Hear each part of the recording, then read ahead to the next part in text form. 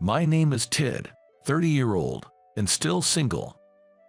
After graduating from college, I started working as a salesperson at a company. The main products of my company are metalwork, creating parts used in various machines. It's a pretty well-known company in the industry, with stable performance. I've always done well in sales, though saying I've never faced tough times would be a lie.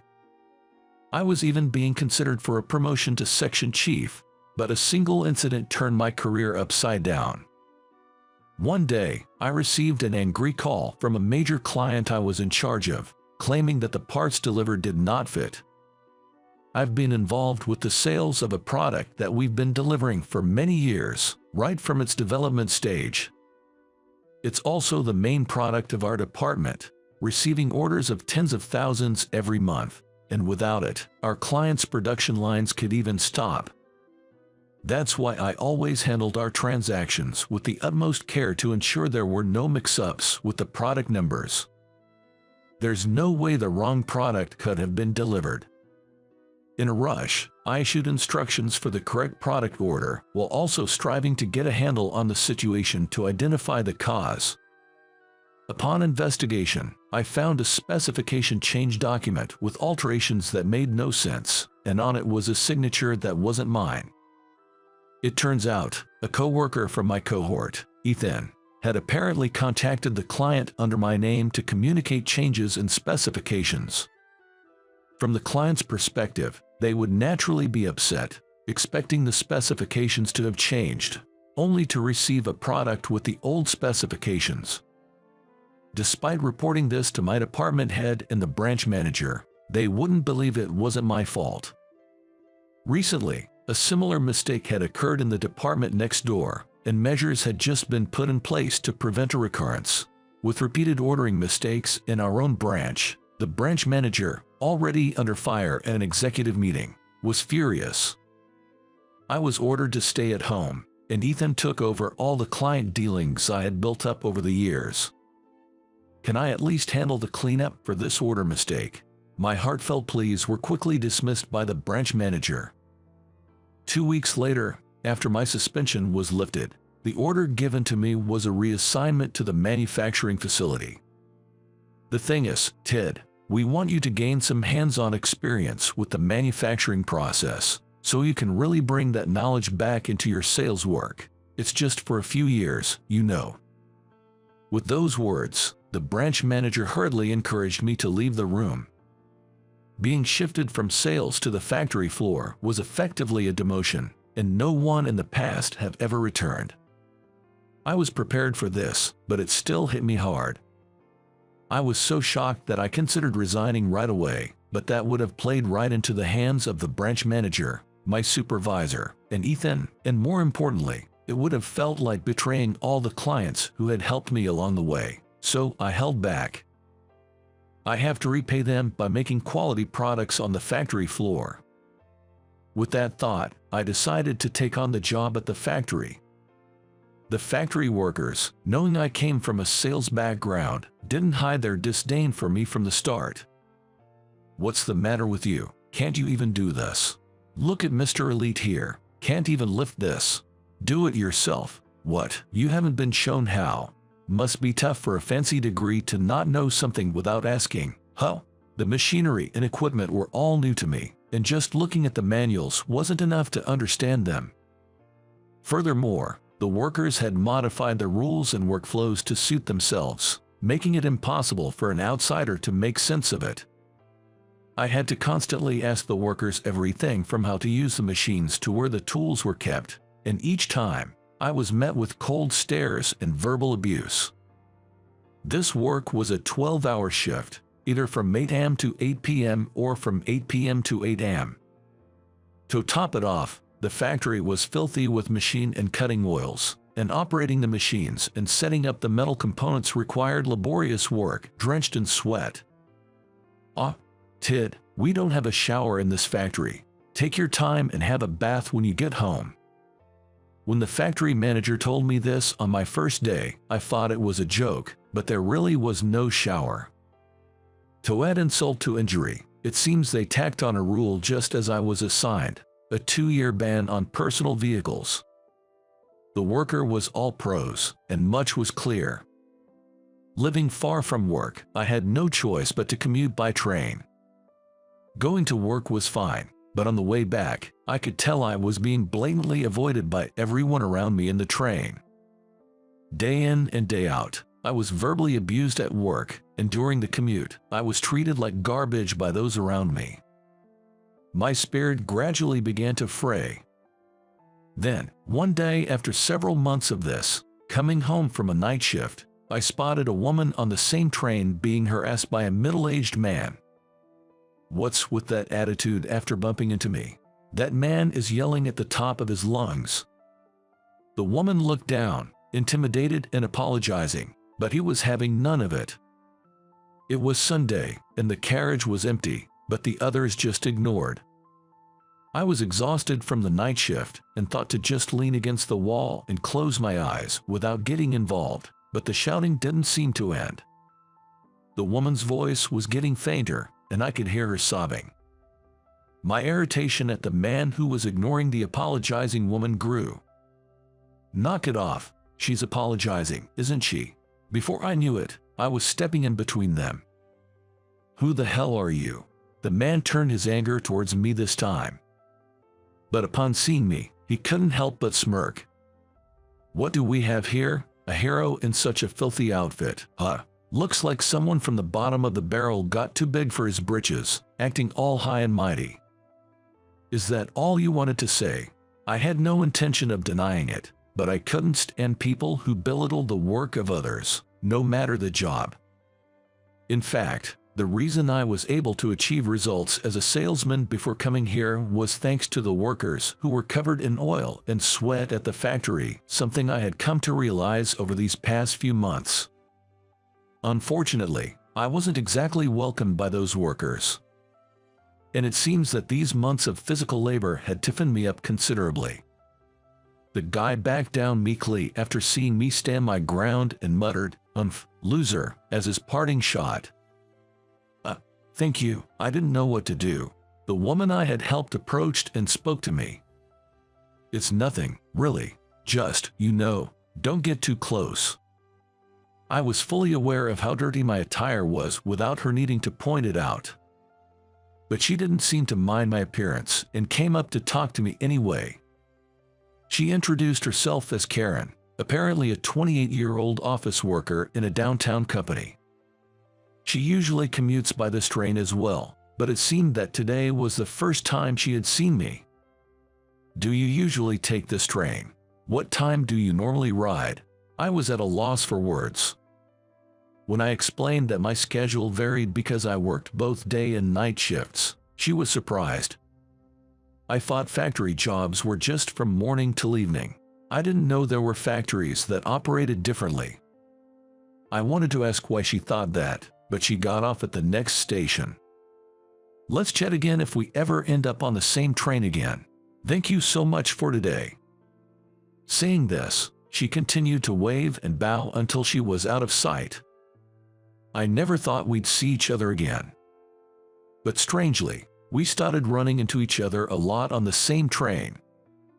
Once we recognized each other, we struck up conversations and exchanged numbers, eventually hanging out in our free time.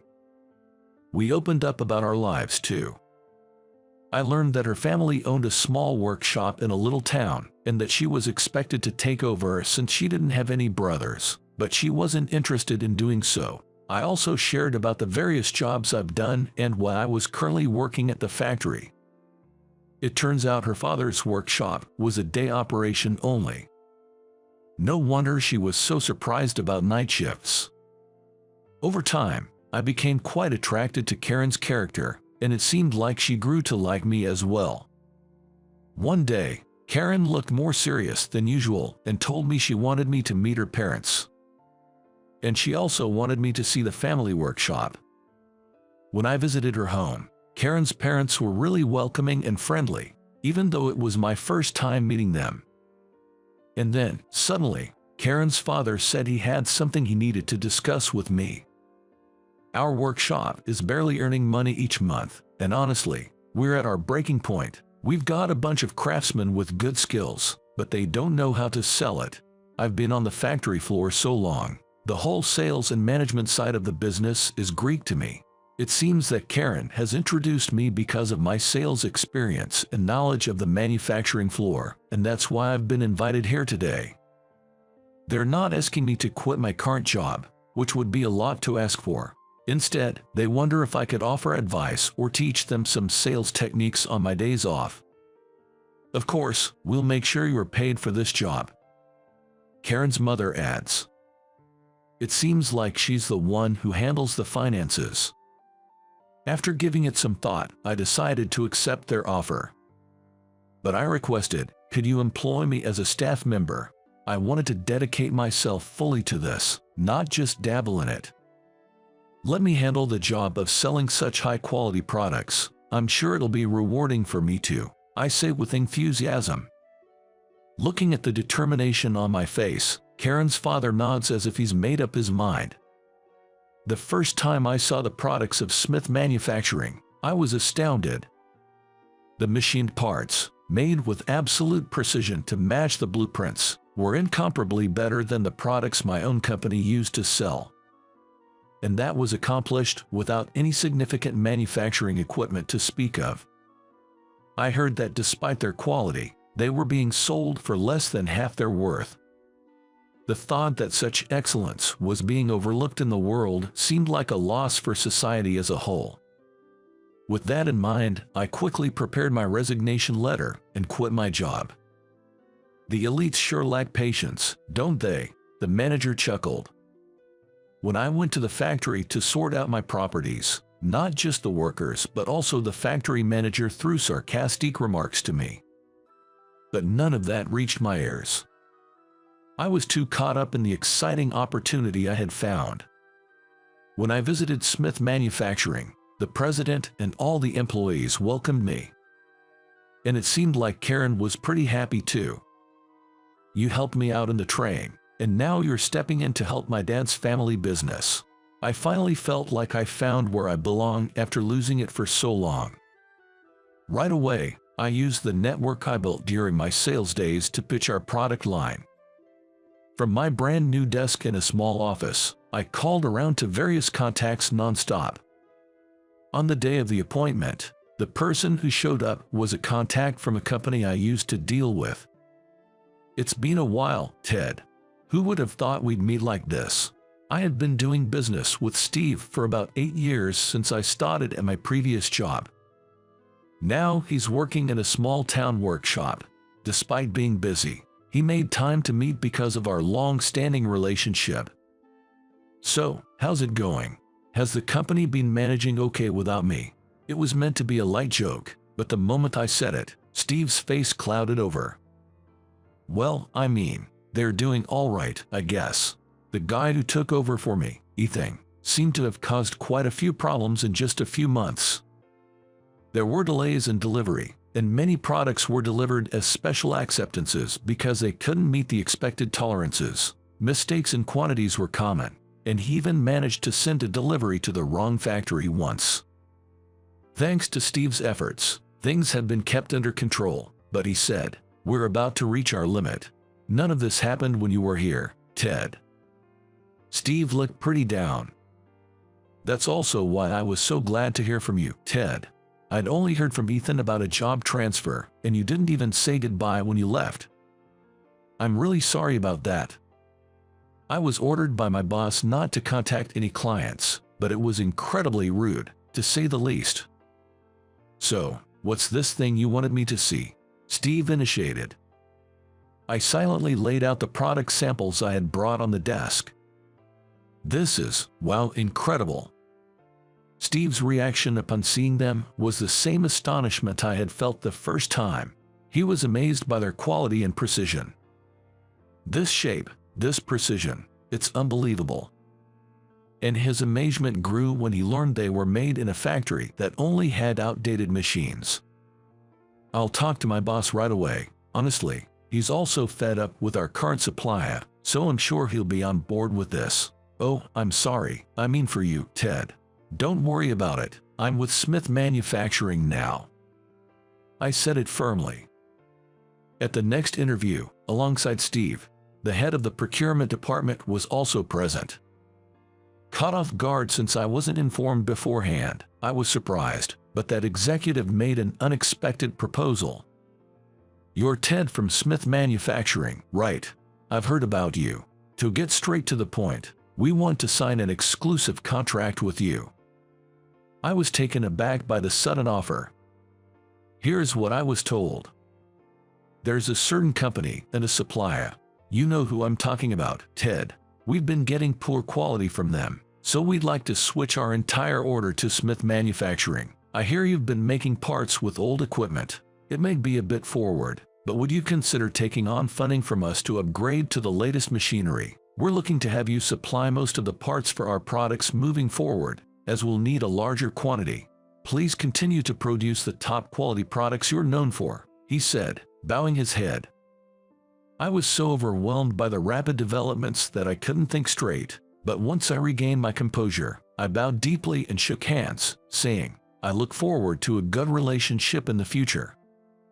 I headed back to the company and reported to the president. He was surprised, seemingly at a loss for words, but he tearfully thanked me, saying, "Thank you, Ted, thank you." "President, the real challenge is still ahead of us. We all need to learn how to use the new machines." Initially, the craftsmen were hesitant about the change in their environment. But that was expected. They take pride in their work. Plus, they're all pretty up there in age. There was resistance to using the new machinery. But after I earnestly persuaded them, they agreed. Never in my dreams did I think I'd be learning to use new machinery at this stage of my life. This new salesperson sure has a tough way of using people. The top skilled craftsman, Mike, who's the same age as my dad, just cracked a joke about it. But despite his words, he seemed thrilled that their products were being recognized by the world. Who would have thought our little workshop would be supplying such a big client? Even the president didn't expect to land such a big contract, but it's only natural for this workshop, with its highly skilled craftsmen, to get the recognition it deserves. If anything, we owe it to Steve for setting up that meeting. After I started working at Smith Manufacturing, it wasn't long before executives and the factory manager from my previous job came to visit. Wondering what they wanted, they started off with a plea, "Please," as they bowed their heads. It was predictable, but their sudden change of attitude surprised me. "Ted, I'm really sorry about what happened before. The investigation proved you were right. We'll put you back in sales and have a post ready for you, so please come back." The factory manager even had the gut to say something ridiculous. "I'm truly sorry if we made you feel uncomfortable at the factory. I'd like to apologize on behalf of all the workers. Can we leave past in the past?" The branch manager and the factory manager took turns apologizing, but of course, my mind was made up. I appreciate the offer, but I find my current job rewarding and engaging, so I plan to stay with this company. I intend to work hard so that we can be known as your company's rival. I look forward to your guidance and encouragement. I delivered this response without changing my expression and asked them to leave. Later on, thanks to the hard work of the craftsmen, the transition to the new manufacturing equipment went smoothly, and Smith Manufacturing became one of the most well-known factories in America. We've completely taken over the market share of my old company, and though the company has grown significantly, the president is already talking about retiring and wants to hand over the job to me. "I'm counting on you, Ted," all the employees agree. He says this, but I have no intention of taking over just yet. Machining is a deep field. There's still so much more for me to learn. And I want to make the company something that my wife Karen, who I've married, and our future child can be proud of. Class reunion notice. Among the ads and newspapers in the mailbox, there was one envelope. When I opened it, it turned out to be a notice about a high school reunion. When was the last time a reunion was held? Maybe about 10 years ago. In any case, it's been quite a while. The organizer listed on the notice was David. David, that's unexpected, him taking on such a bothersome role. As I was reminiscing about the past, suddenly, the front door opened. "Excuse me, Dr. Brown. I fell off my bike, and my front tooth is wobbly. Can you take a look at it? Are you okay, Mary? Come on into the examination room. I'll take a look right away." "Thanks, Doc. I'm John Brown. I run a dental clinic in a village that's been facing depopulation. Up until 2 years ago, I was working at a dental hospital in the city, but this village had neither a clinic nor a hospital, only a mobile clinic that came by a few times a month with general practitioners and surgeons. Hearing that, I decided to be a dentist here. When I first arrived, I found that most of the villagers had cavities or periodontal disease during dental checkups. Maintaining oral health is actually very important. There was someone whose headaches went away after treating their cavities. Another person said their digestion improved after their periodontal disease was treated because they could enjoy their meals again. The dental clinic was well received by the villagers. There are a lot of nice people in this village. They share vegetables and fruits they grow at home, and since I'm single, they bring me various side dishes, worrying about my diet. "Dr. Brown, would you like some pork beans?" "Thank you, Linda. Your pork beans is delicious. I love it." Especially, the ladies often bring various things, but there is also something a bit troubling. "Dr. Brown, take a look at this photo. Betty, is it? Again. This girl turned 28 last month. She might not be a beauty, but she has a good temperament. What do you think, Doc?" Well, haha. Like this, along with vegetables and side dishes, the ladies would bring matchmaking photos. "I've only been here for 2 years, and I can't afford to get married." So I'd always respond with a wry smile to evade the topic.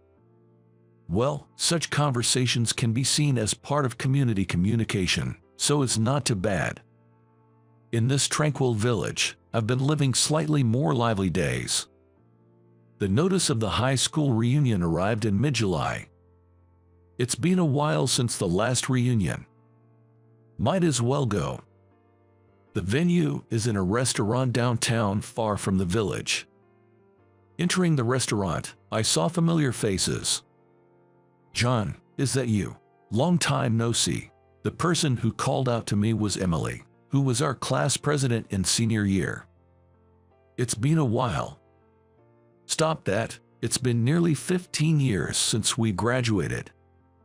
We met at a previous class reunion, and the smile on her face hasn't changed since then. And I'm not Smith anymore, I'm Davis. And I'm not Williams anymore, I've become Taylor. Things I thought hadn't changed, but it seems a lot can change in 10 years. I'm still Johnson, though I got married, but yeah. Well, men's last names usually don't change, do they? I guess you're right."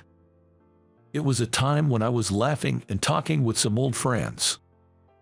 The organizer, David, suddenly interrupted the conversation. "Is everyone doing well? I'm currently the office manager at Jackson General Hospital. How about you all? Is work going good?" David's grand entrance made the previously friendly atmosphere go quiet. Jackson General Hospital, that's his family's place, right? I wondered why he suddenly started talking about his family business. "Office manager at your parents' hospital? I've seen that in dramas. The hospital office manager isn't that big of a deal, right? Wait, wasn't David aiming for medical school? Didn't he become a doctor?" The reactions were not what he had expected, and David's face fell. Just then, Emily looked at me as if remembering something.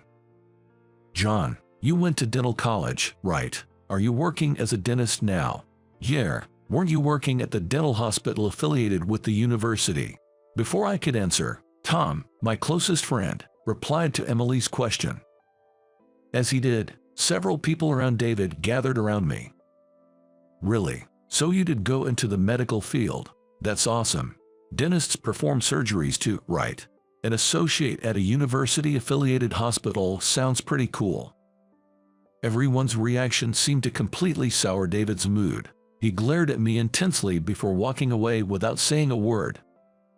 Later, after the toast, I saw David again. "Oh no," I heard him mutter in a panicked voice before he hurried out of the restaurant again. During this 10-year reunion with my classmates, little groups formed here and there as everyone shared updates about their lives and reminisced about our high school days. "By the way, Tom, I don't work at the dental college anymore." "Really? Where are you working now?" "I've been running a dental practice in a small rural town for the past 2 years. It's a peaceful and quaint place." At first, everyone was surprised that I had left the university hospital on my own, but they became very interested as I talked about my life in the village. "John, you're still single. You should try arranged dates. That might suit someone shy like you." "Don't talk like it's none of your business," I said, joining in the laughter with the guys. Then, Emily nostalgically chimed in. "Being a dentist in the countryside suits you, John. You were always kind in high school and seemed like the type who couldn't leave villagers without a doctor." "I get it. That's so John. Always approachable and soft-spoken. Unlike David, who always came off as condescending and was hard to talk to, but with John, it was easy." As everyone started to say similar things, I began to feel a bit embarrassed. That's when David came back. "Really? John is running some dentist's office in a sleepy, shrinking town. That fits a plain guy like you. Ha ha ha." His comment ruined the pleasant atmosphere once again. David really hadn't changed at all. Always trying to make himself look better by putting others down. Disappointed by his unchanged behavior, Tom seemed to think the same thing. "David's the same as ever. Can't join the conversation without looking down on others, huh?" he said with a sigh of relief. The women, including Emily, began to express their disapproval. "Don't you realize that's exactly why you were disliked back then? If he was aware, a grown adult wouldn't make such lame comments." They began to voice their dissatisfaction with David. Everyone must be angry that their precious opportunity was ruined. However, while David looks embarrassed, he says, "Oh, I'm honest at heart and can't lie." He protested, wondering if he was unable to back down, but he seemed to be aware that he was in pain. The target was on me, who had been silent for a long time. "You all are making a fuss over John, but is that story about him leaving the university hospital true? What if he was actually so incompetent that he got fired and had to flee to the countryside?" I was about to retort angrily when I saw something black flying towards David. I thought something black was flying toward David, but at the same time, a woman's voice said, "It's probably you who is useless, bro. Flunked out 3 times and still couldn't get into maid school. Can't even handle accounting. You had to beg Dad to put you in a cushy job as a director with just a title, didn't you?" Before everyone could react, more scathing words followed. David, making a sour face, picked up the black wallet that had fallen to his feet. The black object that had flown through the air was this. "Just go home. That's what you say to your sister, who came all the way to bring your wallet. Leaving your important wallet at home, you'll always be a klutz." David was scolded by his sister and looked a bit sulky. I had no idea David had a sister. Neither did the rest of the classmates, apparently, as they all looked on in surprise at the exchange. David's sister scolded her brother and then turned to us with a bow. "Sorry for showing such an embarrassing scene. My name is Lisa, his sister. I apologize for the trouble my brother may have always caused you all." After saying that, she bowed again, and just as I thought she was going to look at me, she walked briskly right up to me. "You're Dr. Brown, who was at the Dental University Hospital until 2 years ago, right?" "Yes, that's me. Have we met somewhere before?" "This is actually the first time we've talked directly, but I've known about you, Dr. Brown, the famous oral surgeon, since my training days at the Dental University Hospital." Lisa said this with a happy face as she took my hand. Then the classmates nearby started buzzing again. A famous oral surgeon, John. John is such a renowned doctor. So, is Lisa a dentist too? Does that mean Lisa is John's junior? Lisa received the barrage of questions from the classmates with a smile. I'm a dental hygienist, actually. Unfortunately, I'm not a dentist. Dr. Brown has been known as a genius in oral surgery since his time at the dental university, she replied. With Lisa's answer, everyone's gaze turned to me all at once. No, you're exaggerating. I'm not that special. I tried to deny it in a hurry, but my classmates were still buzzing. When I worked at the university hospital, indeed, the typical dental treatments like cavities weren't the main part of my job. My job was to perform surgeries on people who had injured their teeth or jaws in car accidents, or who had tumors in their jawbones. Of course, the success of an operation isn't due to my efforts alone. Anesthesiologists, nurses, and many others' cooperation are needed for success. Dr. Brown, I'm really sorry to ask in such a place, but may I make a request? Out of the blue, Lisa said something so serious after being so formal. Her expression was unusually intense. Thinking that she might have some important matter to discuss, we decided to move to a table in the corner of the venue. Shall we head over to that table then? Although our classmates seemed eager to listen in, they respectfully didn't follow any further. Before moving to the table, Lisa forcibly pulled David along with her, and once the three of us were seated, she began to speak with a serious look on her face, saying, Actually, it turns out that a man was seriously injured during a rugby game yesterday and had to be rushed to the emergency room. He had a fractured jaw and several broken teeth. Lisa seemed to be thinking about the patient and was wondering where to transfer her case, since the dentist at Jackson General Hospital couldn't handle the situation. However, because the injured man is a well-known player, David believes that if the hospital successfully performs the surgery, it would attract a lot of attention and become famous. He's been at odds with Lisa, opposing the transfer. David, Lisa's right. You know, we as medical professionals always have to think about what's best for the patient. Mark, the player, should be treated right here. David cut me off. Apparently, he doesn't want to hear my opinion, which is same as Lisa's. Lisa then glared at David. That's why, when I heard the rumor that Dr. Brown might leave the affiliated hospital of the dental university, I asked you to poach him for our hospital, but you, David, ended up doing nothing. Hearing Lisa's serious voice, David finally fell silent. After a pause, Lisa turned to me and bowed her head again. Dr. Brown, would you please lend us your expertise? Me. Could you do the surgery at my hospital? Lisa continues to bow her head as I look confused. Our hospital is out of its depth with this case, and to be honest, I don't think the chances of a successful surgery are high at any other hospital.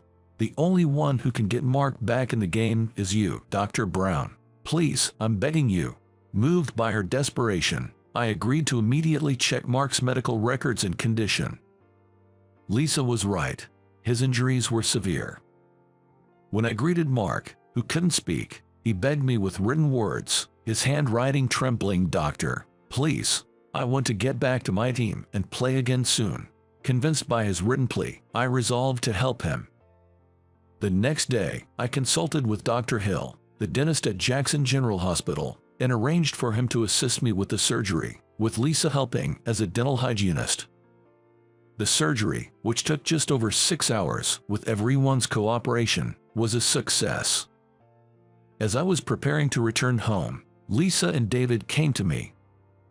Lisa's eyes sparkled as she firmly grasped my hand. Watching Dr. Brown perform the surgery was inspirational. Your skill is just as the reputation says. No, even greater. It was a great learning experience. Thank you so much. No, I should be thanking you for the precise assistance. You truly are an excellent hygienist, Lisa. I can't believe that Dr. Brown praised me. I'm so happy.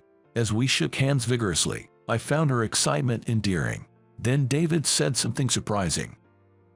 John, Thank you, it was really helpful. I apologize for all the rude things I've said. What? I heard something very uncharacteristic of David, but I'll take it at face value. Remember, Mark needs complete rest for a while, so please be careful with him. I was surprised by David's uncharacteristic words, but his gratitude was clear. After a friendly laugh, David bowed deeply and silently. If there's anything you're concerned about, don't hesitate to get in touch. Everyone back in the village is waiting for me, so I'll take my leave now. After bidding farewell, I returned to the village. A month later, I heard that Mark was set to be discharged from the hospital. The surgery had become a topic on internet news, and the villagers praised me a lot for it. Perhaps because of that, I've noticed a slight increase in people bringing me matchmaking photos. Mark, after being discharged, praised the hospital's aftercare, and the hospital's reputation seems to be very good. At the next reunion, I imagine everyone will be pleasantly surprised by the change in David. Dr. Brown, I've had this canker sore for 3 days now. What should I do? Patients keep coming to the small dental clinic in the village. I want to be of help to them in any way I can. I want to help them. That must be the essence of being a medical professional. I will deal with many more patients in the future. Just having you here makes our ceremony look cheap, she spat at me. There I was, a high school dropout, invited to the wedding of a friend who had made it big. It was my first time at such a fancy, formal event, and I was a bit nervous. And there was my friend's bride, hurling insults at me. Could you, the uneducated trash, cut ties with my husband? Huh? Is that okay? You're the one who said we should cut ties. I'm washing my hands of whatever happens from here on out. She, who could only judge people by their education or job titles at face value, probably had no idea who a guy like me, a middle school dropout, really was. I'm Rick. Just a humble pianist, nothing much to write home about. I love interacting with all sorts of people and zip around the world. Along the way, I play my heart out on the piano, dropping by jazz bars and restaurants. Sometimes I'd even play on street pianos. That's how I made a little coin, just getting by day to day. I'm not too keen on saying this about myself, but I grew up in a relatively affluent household. The piano that's now my bread and butter, I was forced into lessons starting at the tender age of 3. In competitions mixed with adults, I was frequently awarded prizes, being called a prodigy. Looking back now, it's pretty embarrassing. But that life crumbled when I was in elementary school. Dad's business tanked, and we had to move to a tiny apartment out in the sticks. Because it was a communal housing situation, playing the piano at home was out of the question, both in terms of the noise and the rules. However, I just couldn't give it up, so I'd hit the school's music room every day after class to practice. One day, as I finished a piece, I unexpectedly heard applause. Looking towards the sound, there was a boy standing there. Moved, it seemed, almost to tears. Wow, that was the Minute Waltz by Chopin, right? Yeah, that's right. Amazing, amazing. What else can you play? Well, something like this. As I played Schumann's Traumerei, his eyes lit up even more. That's really awesome. How long have you been playing piano? Since I was 3. I started because I had to, but then I grew to love it. Do you play at home too? Nope. I live in an apartment, so I can't really play there. That's why I'm here every day. At that, he just went, I see. He seemed really impressed with my passion for the piano. I'm Tom. Can I come listen again tomorrow? I'm Rick. Sure thing. I play almost every day, so drop by if you're free. I shook hands with Tom firmly. From that day on, my solo performances had an audience. As time went by, Tom and I got closer. Turns out his dad is some big shot at the treasury, and he's from a well-off family. Do you play an instrument, Tom? Well, I mess around with the violin a bit. That's pretty cool. The violin seems tough. Yeah, it's hard. That's why I'm not really good at it. My mom keeps scolding me, asking why I can't play it. Tom looked down sadly. But his expression changed instantly, brightening up dramatically. His face became so bright that it was hard to believe it was the same person. I was really moved by your piano playing, Rick. He leaned in close to me suddenly, being intense as he spoke. I'm really touched that my piano moved him, but I never expected this much. Hey, Tom. Yeah. How about next time we play together? My piano and your violin. When I asked for a session, his face fell a bit. Not until my violin is good enough for your piano. Okay. All right then. Let's practice together for the next 3 years in middle school. Okay. Tom seemed to hesitate with his words. At that time, I didn't think much of it, but just a few days later, I learned what he meant directly from him. What? You're taking exams for a school far away? Yeah, so it looks like we won't be able to practice together. Sorry. That's okay. I mean, you've got dreams too, right? Dreams.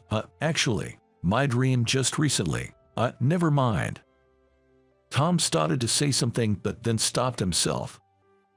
Respecting his feelings, I didn't ask any further. Instead, I extended my pinky finger. Pinky swear.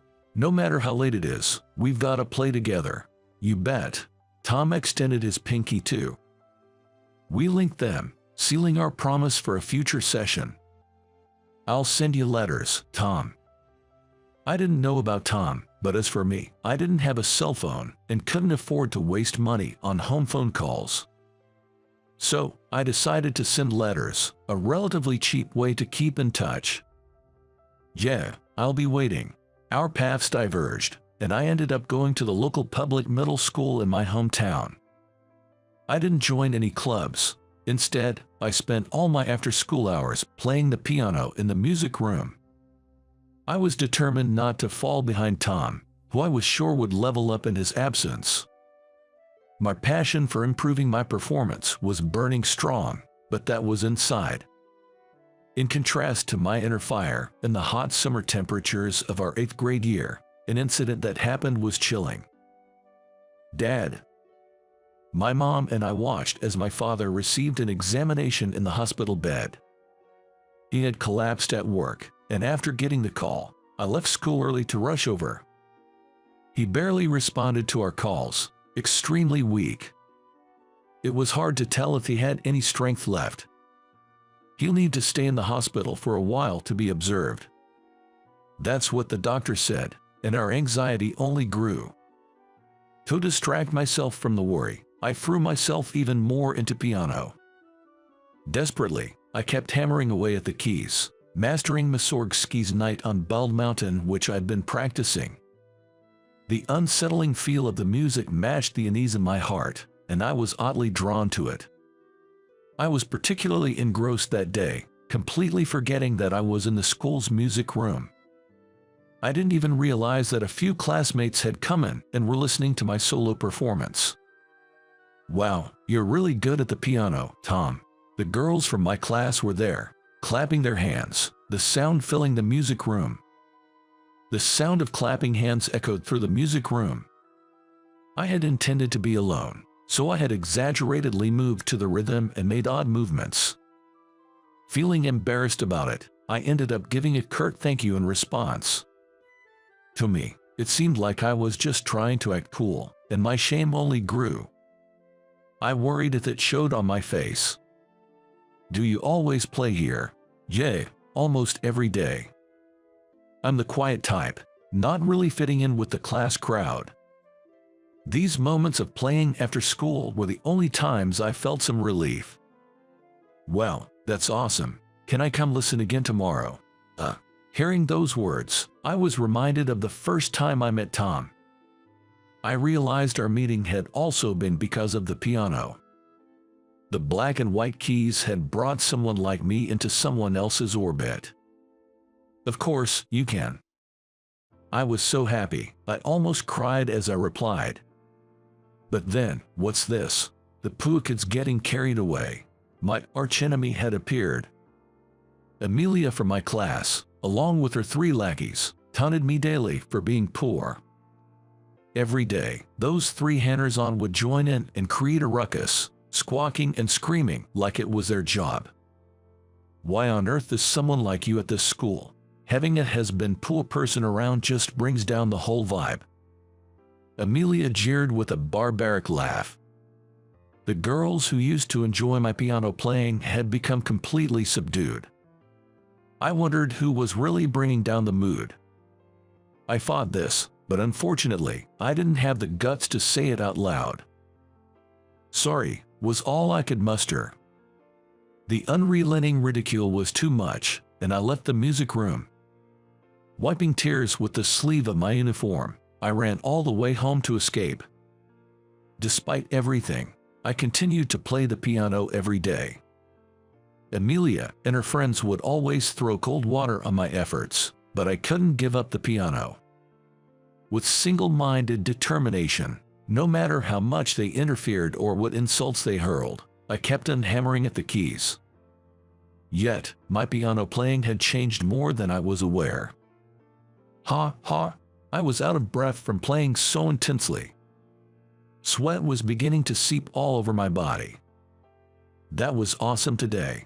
Thanks. I couldn't take their words at face value. At some point, my reason for playing the piano shifted from love to a way to release the pressure of a cornered heart. It was a means of releasing the distortions of a mind compressed by a terrifying presence. In essence, it had become a form of escapism.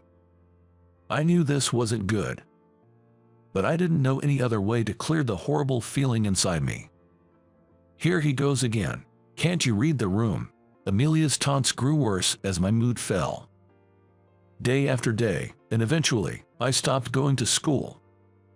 I wanted to play the piano. The only place to play was at school. But going there meant facing a barrage of insults. Caught in this nightmarish triangle, I was hit by an even greater despair. Honey, my father had become cold, covered with a cloth. My mother was clinging to his right arm, crying.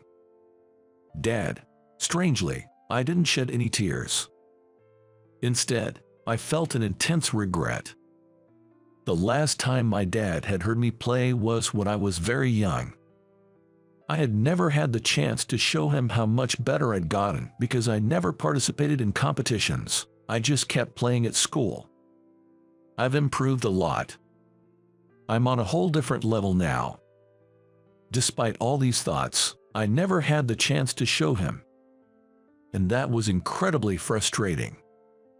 After my dad passed away, my mother and I moved in with her parents.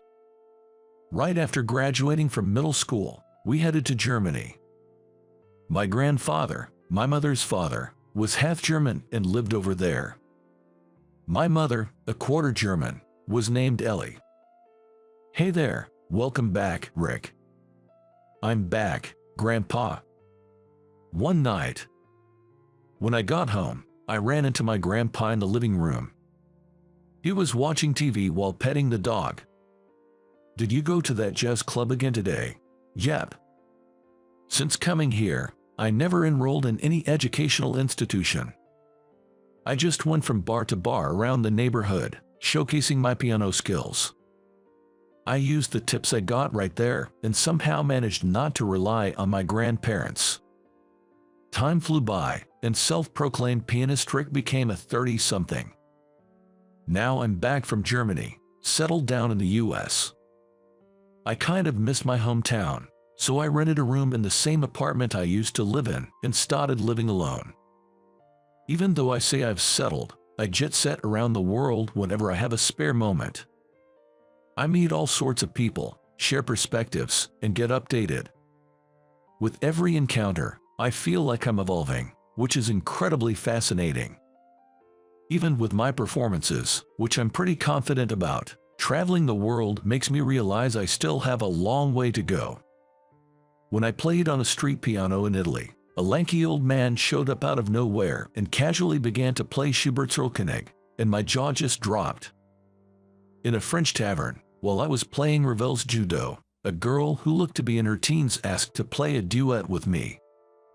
It would be a good experience for someone like me who had always played solo. I readily agreed, but man, that girl was amazing. Instead of just following along, she actually led the way. Our first duet was a terrifyingly huge success, and the crowd went wild. That's how I continued to be tempered by the world, leveling up as a pianist. There have been plenty of challenges, but I really liked the free life that could elevate me. This time I went to Austria. After my trip, I returned to the country and somehow managed to get back to my apartment from the airport with my heavy luggage. Wow, there's a pileup here. Looking at the mailbox, there was a massive amount of mail stuffed inside, including letters and whatnot. Since I had told the landlord I was going on an international trip, I figured there wouldn't be any need for extra worry. There was a time I forgot to inform him before heading abroad. The mail had piled up so much that the neighbors thought something might have happened and reported it to the police. When I got back, I got a talking to from the landlord, safe and sound. Well then, what kind of news do we have here? After carrying the luggage to my room, I went through the mail. Most of it was utility bills or flyers from the local supermarket. Huh, what's this? There was one envelope that was particularly lavish and flashy. Wedding invitation. Someone's getting hitched. I looked at the back of the envelope for the sender's name. Tom, Amelia. I see. Tom is the one tying the knot. I got a bit excited seeing the name of an old friend I hadn't seen in a while. We had talked about sending letters. But since the summer of our 9th grade, we had stopped sending them entirely. It's been over 10 years, but it seems he hasn't forgotten about me. I pulled out the invitation from the envelope. It was folded in half, and inside there was a section to indicate whether I would attend or not. Of course, I'll be attending. I brought over a pen, circled will attend. Above it, I added delighted to. I wrote my address, name, and a congratulatory message. 11 p.m. I'll have to send it back and call tomorrow. Closing the folded invitation, there was a handwritten message from Tom and his bride. Tom has had strong penmanship since we were kids in elementary school, and it looks like that hasn't changed. Right below, in the distinctive upward slanting script, there was a similar message. I read both, chuckled to myself, and decided to call it a night. The jet lag was hitting me a bit, but the fatigue was easily overcome. On the day of the wedding, when I arrived at the venue, it turned out to be an extremely famous upscale hotel. This was my first time attending such a posh and formal ceremony, and I was a bit nervous. Hey there, long time no see, Rick. While I was looking for my seat, I heard a voice from behind. Oh, Tom, congratulations on your wedding. Thanks, I'm glad you could make it. It had been a good 15 years since we last saw each other. We didn't bother with formalities and simply celebrated our reunion with a firm handshake. Next to him stood the bride, who looked at me with a bit of surprise. You became a bank president. Yeah, thankfully. That's amazing. Thank you. How about you? Weren't you in Germany for a while? Yeah, I left our local middle school and headed straight there. Ever since, I've just been living freely without pursuing further studies. I see. As we were catching up, a voice called out for Tom from a little distance away. Oops, excuse me. Tom looked over and gave a wave with his right hand as if to say catch you later. I don't know who it was, but he took off at a jog to say hello to another acquaintance. Yet, for some reason, the bride stayed behind, still looking at me. Rick, as in that Rick, the one who played the piano every day in the music room. Oh, yeah, that's me. Ha, you're a middle school dropout.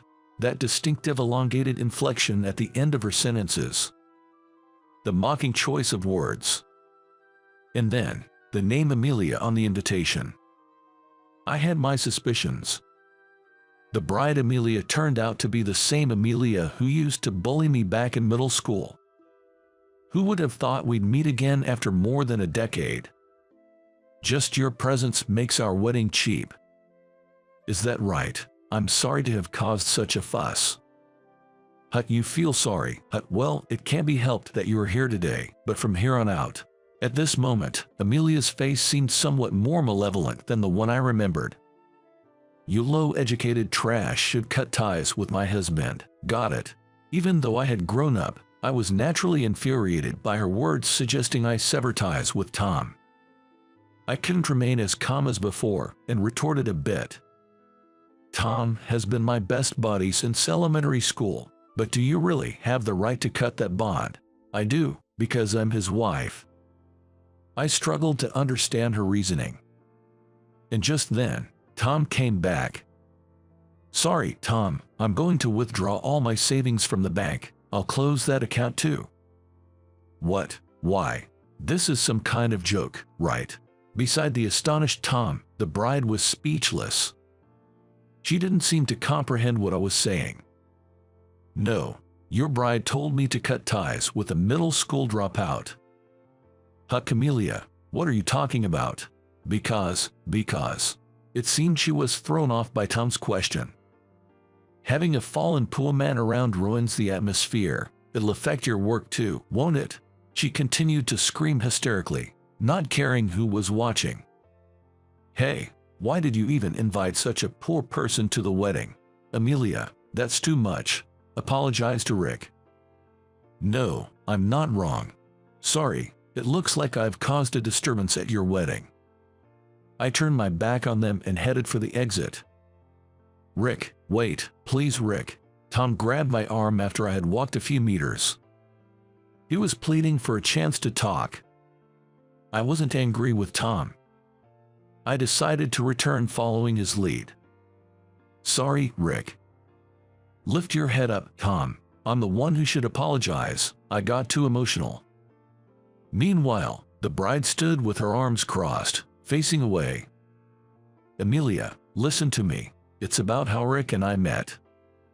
When Tom said that, she only turned her gaze toward him. It's a story from when I was still in elementary school. He began to recount the story from 15 years ago as if it had happened just the other day. My parents were bureaucrats in the Treasury Department, really strict. It wasn't just about studying. There were so many do's and don'ts. As a result, I never had much in common with the other kids in class. I had a hard time fitting in. On the contrary, it seems that he was somewhat coerced into playing the violin. Like my experience with the piano, he had been made to play since before he even started elementary school. I hated those days so much. When I got home, I had to study and practice again under strict supervision. To escape, I started wandering aimlessly around the school for hours after school. This was around when both Tom and I were in the 6th grade. It was also the time when my dad's business failed, and we couldn't afford a piano at home anymore. The bride, who had been crossing her arms, was now listening intently to Tom's story.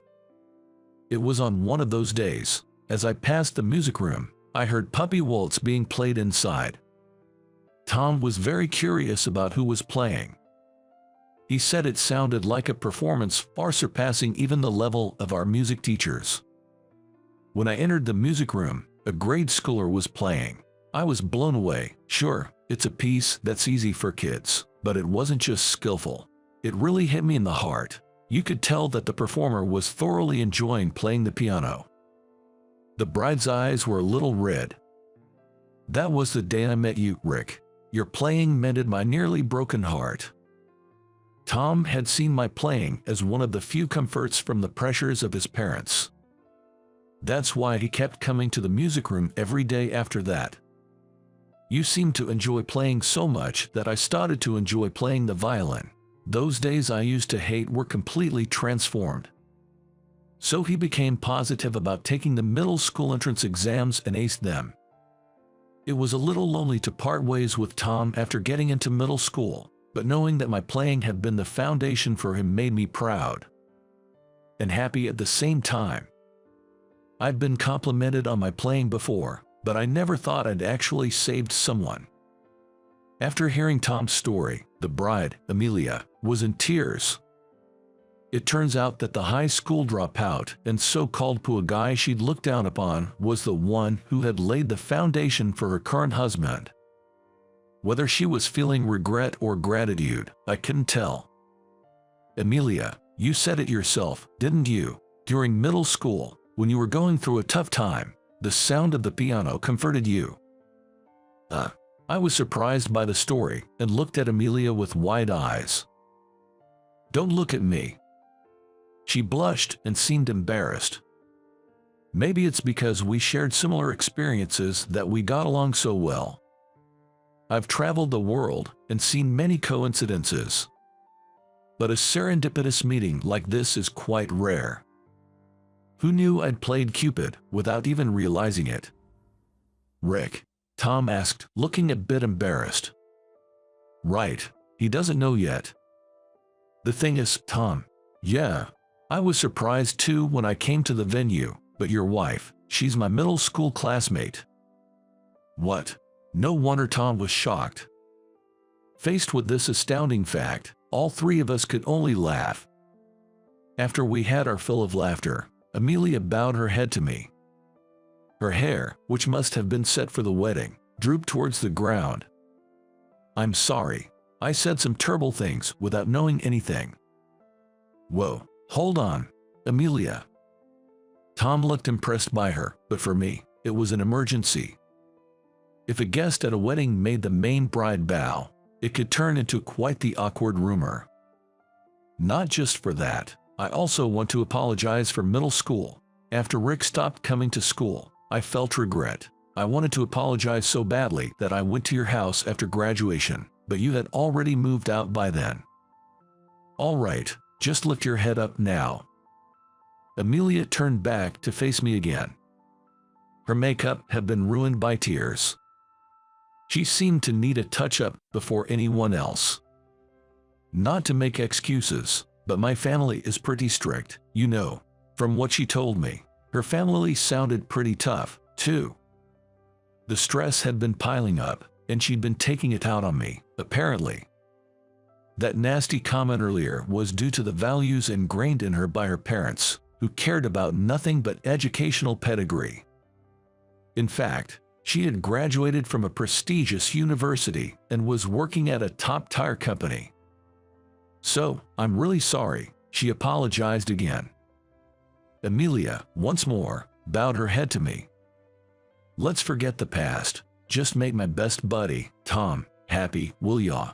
After their apologies, I felt my anger dissipate so much that I almost forgot what I was mad about. Then the wedding planner came over. It was time.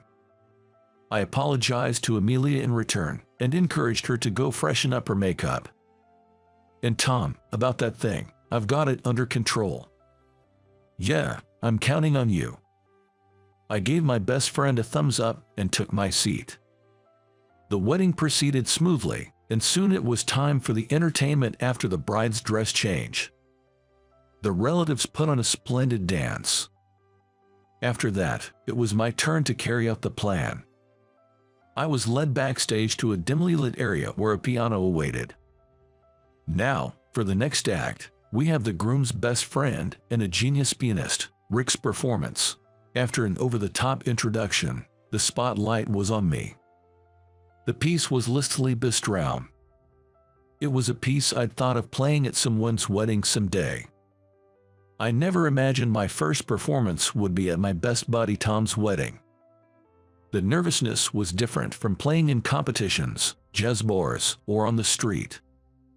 It felt like the first piece was over in an instant. After a brief pause of about 10 seconds, I placed my hands on the keys again. Simultaneously, Tom stood up. It was a plan only the planner and the two of us knew about. As everyone looked on in surprise, the groom took out a violin hidden under the table. We made eye contact to sync our timing and started the second piece, Elgar Dammer. As I moved my fingers, memories of my travels flashed through my mind. Germany, England, Italy, France, Spain, Austria. The memories were too many to count. A lanky man who appeared out of nowhere. A girl I didn't know. Even after having played duets with so many people, today I was truly moved. The duet with Tom was more wonderful than any in my memory. The sound was perfectly in sync, playing off each other's nuances. The joy in the violin's melody was palpable. I felt a warmth in my eyes as I played. The audience, including the bride, were all in tears. Oh, what a perfect performance. A promise of 15 years. The duet between pianist Rick and violinist Tom, now a reality. As the last note and its resonance faded, applause filled the room. Once it died down, Tom took the mic.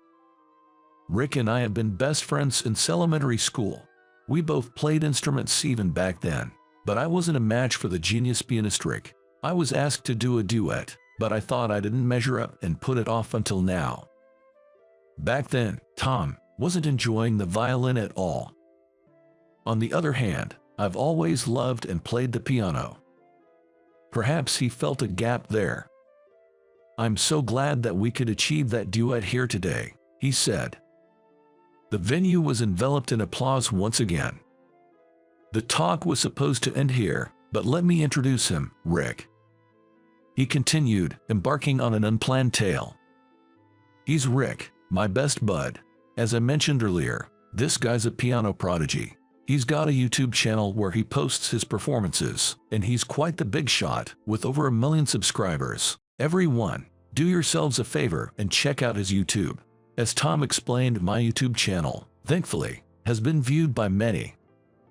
I post one-off performances and clips of my international concerts. To add more, lately I've been dabbling in composing, with numerous commissions coming my way. Some of my works have even become worldwide hits. It's a bit crass to talk money, but there's about $700 million in the bank account at Tom's bank. Not that I live a life of luxury, I live quite comfortably. I plan to keep jet-setting around the world. Let's give him a big round of applause, Tom prompted, turning all the applause and eyes in the hall towards me. Without getting overly excited, I just gracefully bowed, as a pianist would. Since around the summer before my junior year of high school, anonymous letters began to appear in my desk and locker. They were simple: watch out, the tough guys are targeting you. Be on your guard against shakedowns or worse. These were tip-offs, written in distinctive rising handwriting. It was around that time that Amelia started showing up in the music room. There was something I always found odd. Although she bullied me daily, she never once interrupted my playing. She'd always wait until I'd finished a piece, shared the afterglow with the audience, and then she'd appear. It seemed like after enjoying the performance, she was quick to send me on my way home. If that's the case, then she could very well be the one behind the letters. Thinking back, the handwriting was identical to that on the wedding invitations. I tried contacting Amelia a few times to confirm, but she persistently played dumb. I figured it wasn't good to pry too much, so I kept it to myself and silently appreciated it. The wedding ended and people started leaving. While the parents were exchanging goodbyes, I was approached by a bunch of bored kids. That piano was awesome. Hey, thanks. Play that song. Upon further inquiry, that one turned out to be the theme song of a certain demon-slaying movie. I played just the chorus, and they were thrilled. That kicked off a flurry of requests. It tunes from the movie about a fake family, cursed objects, and more, and it turned into quite the riot. Eventually, the bustle settled down, and the newlyweds approached me. Rick, thanks so much for today. Same to you, thanks. But hey, about that thing with the bank account closing, is it true? Tom said that, and Amelia looked at me apologetically. Nah, of course not. I was just being emotional. Sorry for spouting nonsense. That's a relief, Tom said with a relieved smile. Right, about that money, though. Yay. I'm planning to use that $700 million to create a music studio. Not a formal school, but a place to foster opportunities for engagement with music. I aim to provide support so that nobody has to give up on music because of financial constraints. When I opened up about my dream, 2 friends were on board. It seems they related to my take on music and were keen to help with setting up and running the place. Several days after the ceremony, I got a call from Tom. Appreciate what you did the other day. Found out today that Amelia's expecting. That might have been why she was so off-kilter then. Hope you can cut her some slack. As I was prepping for my next journey, I shot back a message. Congrats, buddy. To think my best pal's going to be a dad is quite something. Don't fret about the other day, all is well. On another note, you've got to check out the video dropping today. That evening, my channel saw a new video titled For My Dear Friends Go Live. It's a medley of dreams of love and love's greeting, the same pieces I played at the wedding. It's also meant to keep the memory of that moment from fading. I considered posting a duet with Tom, but I've decided to keep that now mythic performance to myself. A person's true nature can't be sized up by diplomas or just by what they say. I might have just a middle school education, but I see myself as someone who's made it in their own right. The same goes for Amelia. Judging by how she was with me back in middle school, you'd think she was quite the piece of work. But in reality, sending those anonymous letters or trying to get me home safe before trouble hit shows she has a big heart, albeit her awkward way of showing it. I've come to appreciate what matters in life by engaging with folks across the globe.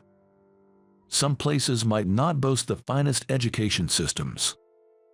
That doesn't mean the people from there are all bad eggs. The essence is deeper down. What you believe and what you think. That's the key. I intend to express my true self through my piano playing. And I hope that, one day, it might just be someone's salvation. I'm Matt, a journalist working at a publishing company. I'm in my 16th year with the company. Turning 38 this year.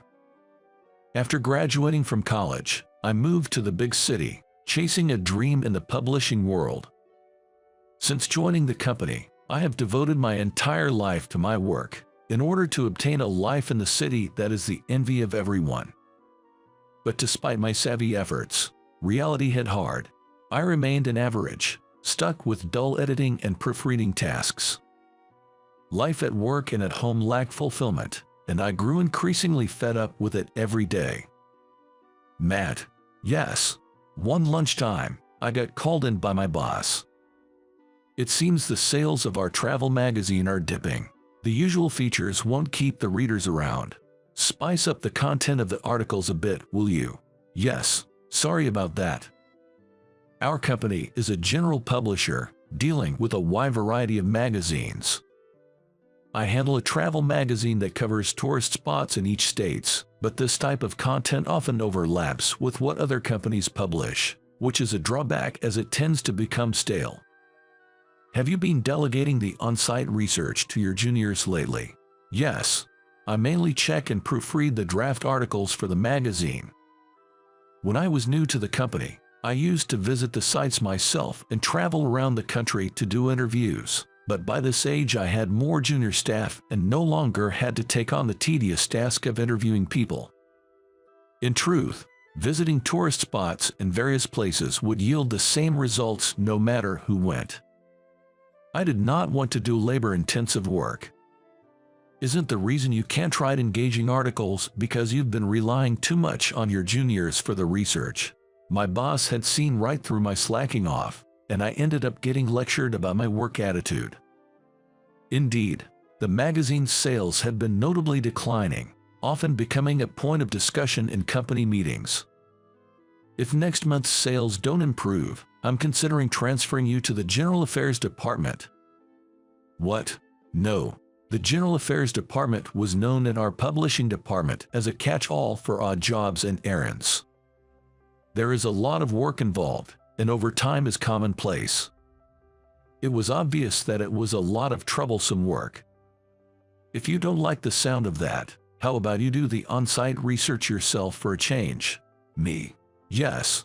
Instead of leaving it all to the juniors, why don't you cover tourist spots that you'd personally recommend to our readers?" "Okay, I'll do it."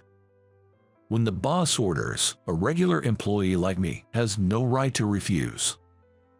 The research for next month's article was already done, so any new article I write would only be published the month after next. Little did I know that the quality of the article would determine my fate. That evening, I returned to my one-bedroom apartment and collected the mail that had piled up in my mailbox. There were ads for real estate, newspaper subscriptions, and flyers for the local supermarket's flash sale. As I skimmed through them, I found a postcard tucked among the ads. "What's this?" On the back, it read, "Notice of Riversdale High School class reunion," with the date, time, and venue, along with a section to confirm attendance and the organizer's contact details. A high school reunion. I can't believe I'm getting an invite after all this time. It's been 16 years since I left for the city. I come from the middle of nowhere. From a village on a remote island, no less. Just getting to the mainland takes a 2-hour ferry ride. Life on that tiny, cramped island was peaceful in a way, but without any thrills. It felt unsatisfying. That's why I hated the countryside and quickly left for the city, where I was going to have a rich life that would be the envy of the country people on the island.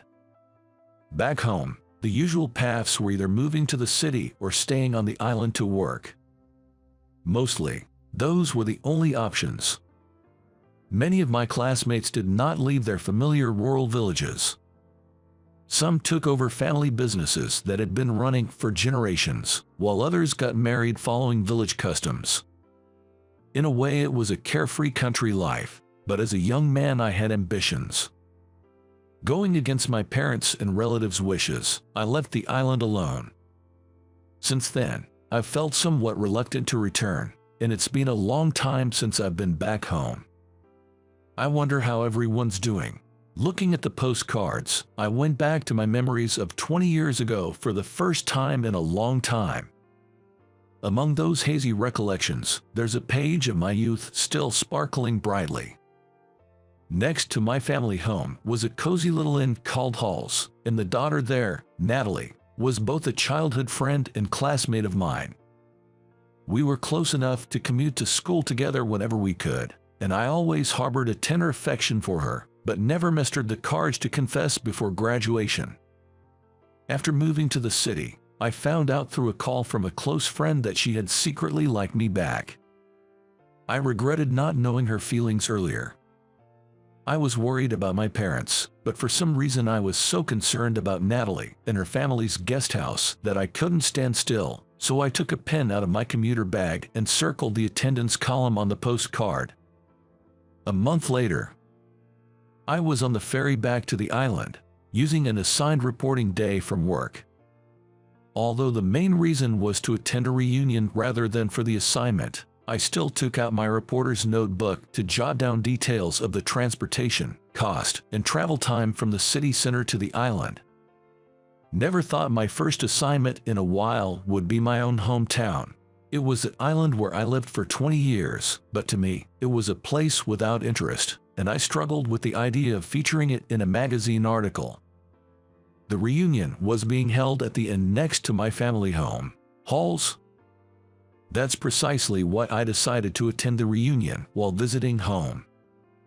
There's no use reminiscing about my youth or meeting my first love now, but as the reunion approached, I couldn't help but feel a surge of excitement as I remembered those days. Walking from the harbor to the bus stop and boarding the hourly bus, my destination was just around the corner. Nothing's changed at all. In the city, the scenery changes within a year. It's common for buildings to be renovated to keep up with the latest trends. But this island is different. It's timeless no matter when you visit. The rural landscape, surrounded by nature, seems frozen in time.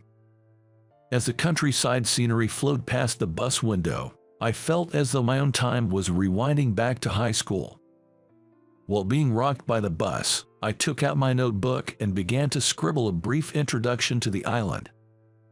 15 minutes later, getting off the bus, I climbed the familiar uphill path I knew from my school days.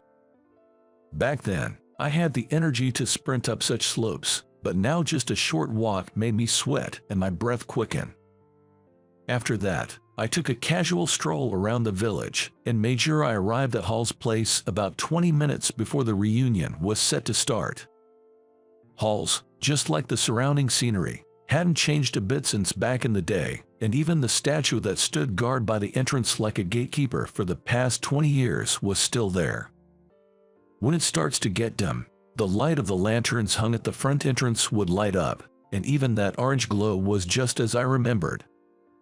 As I put my hand on the door, I could faintly hear laughter leaking from inside. It seemed some of the attendees had already started drinking. With a wry smile to myself, I figured it wasn't too surprising since most of my classmates had stayed on the island and probably couldn't wait to get started. "Welcome, could it be Natalie?" "Huh, that voice, Matt." When I opened the door and stepped into the entryway, there to greet me was Natalie, clad in the inn's uniform, with a bandana wrapped around her head. "You really came." "I said I would, didn't I? It's been a while. You look well." "Yeah, you too, Matt. I heard from the organizer, Jake, that you were coming, but I just couldn't believe it." Natalie, slightly blushing, scratched her cheek with her fingertip and smiled cheerfully. Her smile, with 2 dimples on his cheeks, is still the same. "Thanks so much for coming all this way. It's not like I need to be thanked or anything." As I was caught off guard by Natalie's candid expression, a man dressed in the same uniform as Natalie came walking down the hall towards us. "Good evening. You must be Matt. Nice to meet you. I'm Bob, Natalie's husband." Yeah, nice to meet you, Matt." I was suddenly snapped back to reality when I saw Natalie's neighbor greeting me. Natalie is married. I'd heard through the grapevine that the eldest son of a farming family from the next village over had married with Natalie. I attended the reunion to see Natalie, but it was also to try and get past the regrets of an unrequited first love that I'd harbored since high school. "Looks like everyone else is here except for you, Matt. It's a bit early, but shall we start the reunion?" Natalie said with a smile, assuring me inside. I took off my shoes, stored them in the cubby, and followed her into the hall. "Matt, you're late, man. Come on over here, quick." "Jake, it's been a while," I said as I sat down next to Jake, who had signaled me over enthusiastically as soon as I entered the banquet hall. Jake was my closest friend since high school, and since moving to the city, the only people I'd kept in touch with were my parents and Jake. "Are you doing well? You've really become a city slicker, huh? Wearing such an expensive-looking suit and all." "Nah, it's nothing special." Jake had become a fisherman, taking over his family's business after graduating from high school. There were supposed to be 2 other people living in the city attending the reunion, but it seems they canceled last minute due to sudden engagements. "I hear you've been slammed at work. Must be a hassle to head back to that tiny island. Moving to the big city has changed you, huh?" "Yeah, maybe. Sure, city life is flashy and fun, I'll give you that, but the island has its own charm. That's what I believe, anyway." As Jake chugged his beer and talked, I found myself at a loss for words. The other 2 felt much the same, I reckon. This time, it was just a chance to catch up with Natalie while I was home visiting. No denying it, going back to the rural island felt like a drag, that much was clear. "Here you go, some more shrimp for you." "Oh, I've been waiting for this." While Jake and I were deep in conversation, Natalie came over with a big smile, bringing some freshly prepared shrimp, The table was loaded with luxurious plates of seafood, and the high school friends chat got even more lively. Despite criticizing my hometown as a boring backwater, reminiscing with friends made me strangely buoyant, and before I knew it, I felt my frustrations clearing away. Around these old classmates, I could relax. No need to put on airs. "So, how are you doing these days?" Me. "Yeah, you, Matt. You must be doing well for yourself, right? Tell us some stories about the city." Natalie plopped down between Jake and me, and one by one, the others joined in the conversation. Before I knew it, I became the center of attention. "I'm working at a publishing company now. It's busy work, but putting a magazine together with the whole team is pretty rewarding, I'd say." "Wow, look at you. Publishing is something way out of reach for a farmer's second son like me." "Aita, Matt, you've got a different vibe than the rest of us island bumpkins." I'll admit, before I left for the city, I wanted to prove something to my parents and my classmates back home. "I'm not meant to be contained by this countryside," I thought, rebelling and moving to the city. But the reality is, I'm stuck at work, with no remarkable success stories or achievements to boast about. I used to brag about being respected by my juniors or being in the boss's good graces, getting dragged to business golf or nightly drinks, but that was all just to protect my pride. "You're cool, Matt." What? All of a sudden, Natalie, sitting next to me, watched me with a smile, chuckling in her typical way. It wasn't just her smile, but her bright laughter and subtle thoughtfulness that were so characteristic of her. "Matt, remember how you used to get lost in school all the time?" "Hey, don't bring that up. That was decades ago." "Haha, sorry. It's just nostalgic." Memories from 20 years ago flooded back, and I couldn't help my tearing up a little. After 2 hours, the reunion came to a close, and we headed to the after-party at a bar. "Good job, everyone. You too. Natalie, aren't you coming to the after-party?" As classmates started to leave the venue, I noticed Natalie staying behind with her husband, Bob, at their family inn. When they finished cleaning up, I approached them. "Hey, Matt, do you want to talk for a bit with me?" I was a bit shaken, not expecting Natalie to ask me out. But once today's reunion and interview is over, I would not be returning to the island for a while. This might be the last chance to talk with Natalie. We sat down on the back porch of the inn, quietly looking out at the garden. Natalie seemed uncharacteristically hesitant, her face downturned. Back in school, she was always the one to break the ice with Shyme. Tonight, it was my turn to lead the conversation with Natalie. "What's up? This isn't like you, Natalie." "Is that so? It's been 16 years since I last saw you. Maybe I'm just nervous." "Natalie, you were never the type to be intimidated by anyone.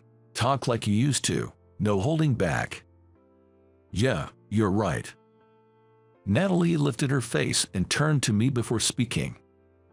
"Today, honestly, I was really happy. You came to the reunion. Come on. Don't exaggerate." "No, I'm serious. Our family inn might be closing down soon." "What?" It was a bolt from the blue. As I looked at Natalie with wide eyes, I could see her eyes were beginning to tear up. "The number of tourists has been declining over the years, and my parents are getting old. They're thinking of closing the inn. I love this job. I want to keep the inn going." "What will you do if the inn closes, Natalie?" "I guess I'll live with my husband's family. I'll probably help out with the farm work." "I see." Watching Natalie clench her hands on her knees in frustration, I could feel just how much she loved the inn. In that moment, a passionate fire ignited within me that had been smoldering in the depths of my heart. "Don't give up, Natalie. You want to keep working, right?" "Yeah, but if guests don't come, we can't keep running the inn." "Don't worry. I'll write an article about it." I had never really wanted to write an article on my own accord before.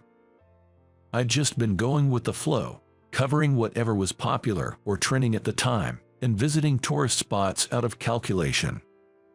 But now it was different.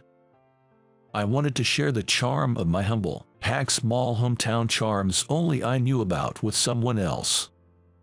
Het, that makes me happy. You're still you, Matt. You've always helped me out, even if you grumble about it. That's because you helped me first, Natalie. I'm grateful for that. Ja, I'm glad you've been my childhood friend.